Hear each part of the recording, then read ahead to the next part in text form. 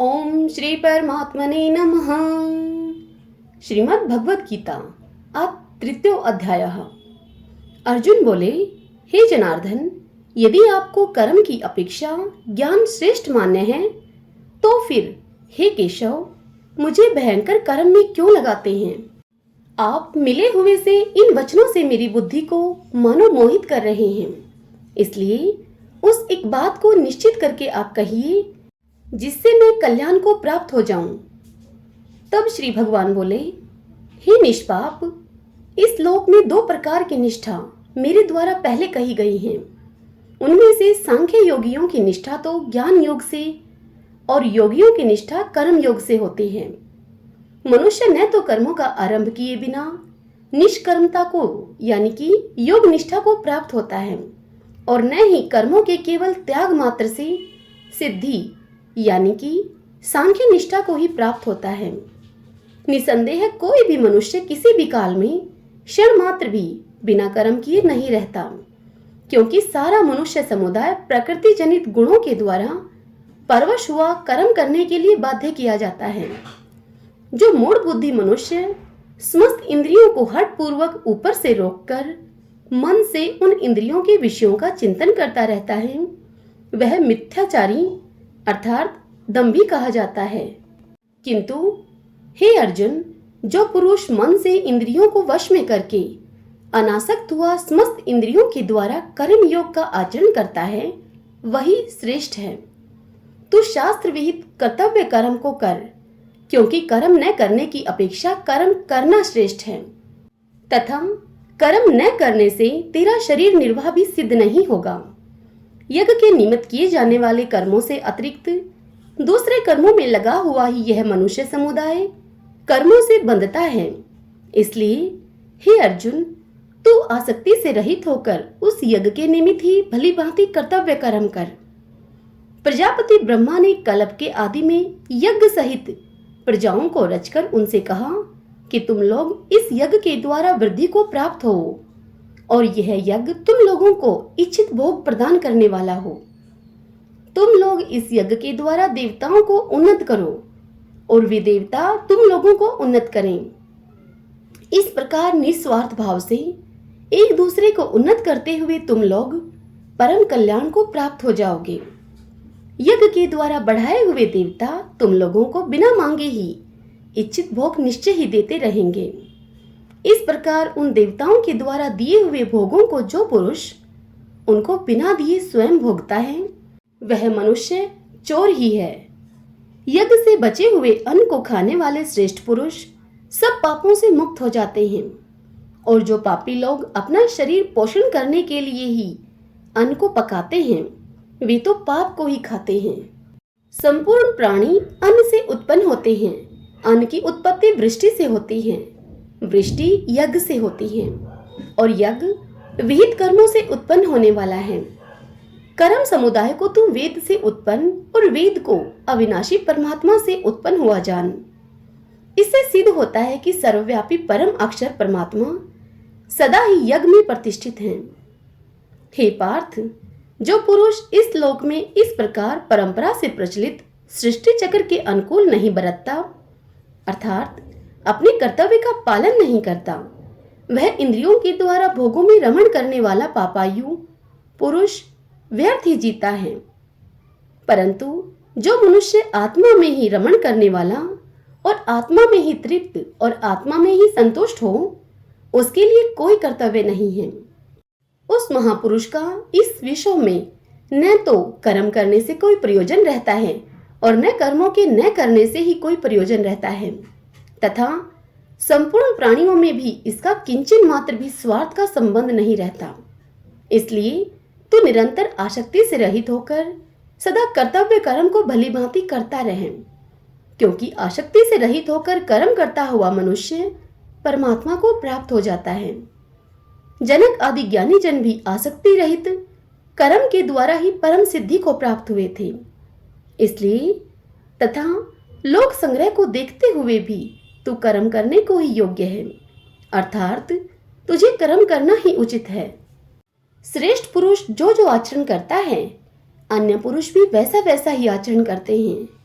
वह जो कुछ प्रमाण कर देता है, समस्त मनुष्य समुदाय उसी के अनुसार बरतने लग जाता है।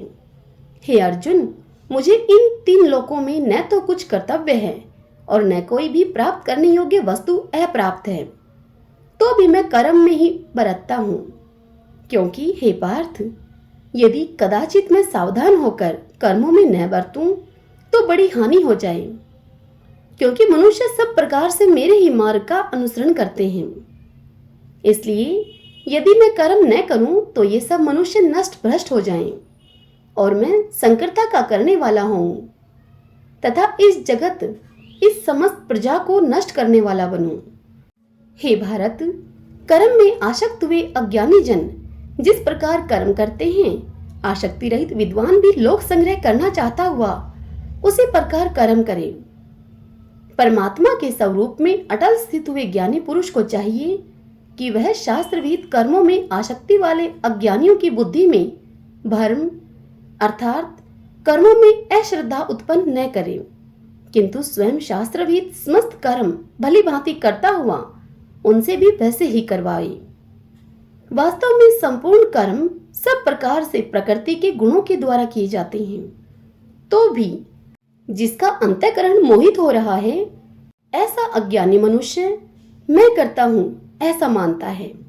परंतु हे महाबाहो, गुण विभाग और कर्म विभाग के तत्व को जानने वाला ज्ञानी योगी संपूर्ण गुण ही गुणों में बरत रहे हैं, ऐसा समझकर उनमें आसक्त नहीं होता। प्रकृति के गुणों से अत्यंत मोहित हुए मनुष्य गुणों में और कर्मों में आसक्त रहते हैं।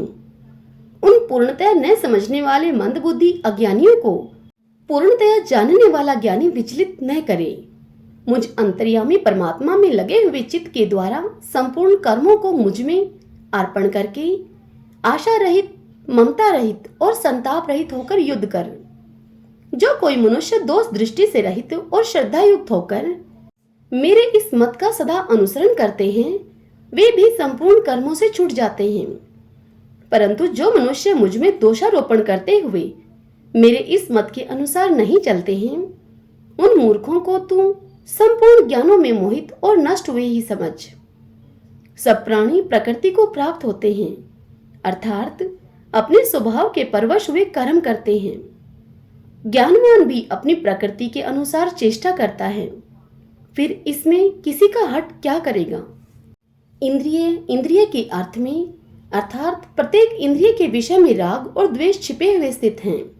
मनुष्य को उन दोनों के वश में नहीं होना चाहिए, क्योंकि वे दोनों ही इसके कल्याण मार्ग में विघ्न करने वाले महान शत्रु हैं। अच्छे प्रकार आचरण में लाए हुए दूसरे के धर्म से गुण रहित भी अपना धर्म अति उत्तम है। अपने धर्म में मरना भी कल्याणकारक है और दूसरे का धर्म भय को देने वाला है। अब अर्जुन बोले, हे कृष्ण, तो फिर यह मनुष्य स्वयं न चाहता हुआ भी बलात् लगाए हुए की भांति किससे प्रेरित होकर पाप का आचरण करता है। तब श्री भगवान बोले, हे अर्जुन, रजोगुण से उत्पन्न हुआ यह काम ही क्रोध है। यह बहुत खाने वाला अर्थात भोगों से कभी भी न अघाने वाला और बड़ा पापी है। इसको ही तू इस विषय में बैरी जान। जिस प्रकार धुएं से अग्नि और मैल से दर्पण ढका जाता है तथा जिस प्रकार जहर से गर्भ ढका रहता है, वैसे ही उस काम के द्वारा यह ज्ञान ढका रहता है। हे अर्जुन, इस अग्नि के समान कभी न पूर्ण होने वाले काम रूप ज्ञानियों के नित्य पैरी के द्वारा मनुष्य का ज्ञान ढका हुआ है। इंद्रियां, मन और बुद्धि ये सब इसके वास स्थान कहे जाते हैं। यह काम इन मन, बुद्धि और इंद्रियों के द्वारा ही ज्ञान को आच्छादित करके जीवात्मा को मोहित करता रहता है। इसलिए हे अर्जुन, तो पहले इंद्रियों को वश में करके इस ज्ञान और विज्ञान का नाश करने वाले महान पापी काम को अवश्य ही बलपूर्वक मार डाल। इंद्रियों को स्थूल शरीर से पर यानी श्रेष्ठ, बलवान और सूक्ष्म कहते हैं। इन इंद्रियों से पर मन है, मन से भी पर बुद्धि है, और जो बुद्धि से भी अत्यंत पर है वह आत्मा है।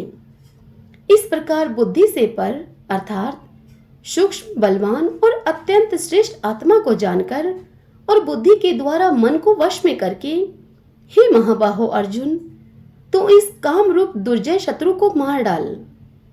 हरि ओम तत्सत। ओम श्री परमात्मने नमः।